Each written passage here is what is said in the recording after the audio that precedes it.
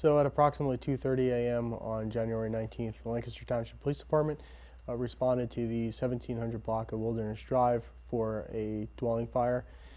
It was learned through investigation that the cause of the fire was that an individual, Simon Henn, came home in an angered state over what would be the eventual separation of him and his wife. At that time, he poured gasoline on himself as well as throughout the upstairs of the residence in an apparent attempt to take the lives of his family. While he was doing this, he was yelling in anger, which woke his two sons, ages 21 and 23. They discovered what he was doing and in an attempt to get the lighter from his father, engaged in a struggle. Unfortunately, they were unable to get the lighter from his father. He was able to ignite the gasoline, causing the fire at the residence. The two sons, as well as a 19-year-old female that was a guest of the residence, sustained severe burns from the fire. They were transported to LGH and subsequently transported again to the Lehigh Valley Burn Center for additional medical services. The 42-year-old wife of Mr. Henn, she suffered minor injuries as well as smoke inhalation, as well as their 17-year-old daughter, same thing, minor injuries and smoke inhalation. All of the intended victims of the blaze are alive and have not succumbed to their injuries.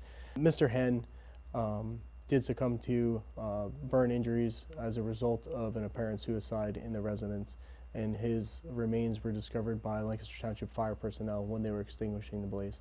And did the victims tell officers this on scene, everything that you told me right now, or was this just later learned at the hospital as part of the investigation? A little bit of both, as part from the victims that were on scene and at the hospital. And this is this investigation ongoing at this time, or is it closed? So we are confident that that our suspect is deceased. However, we cannot close the case officially until after our autopsy, which is going to be scheduled at a later date. Did the sons and the two daughters, did they all get themselves out, or? Yeah, they were all able to get themselves out. Nobody had to be rescued per se from like the fire department. Actually, they're the two females, the mother and daughter, I should say, actually remained on scene. They called 911, and that's how it came into 911.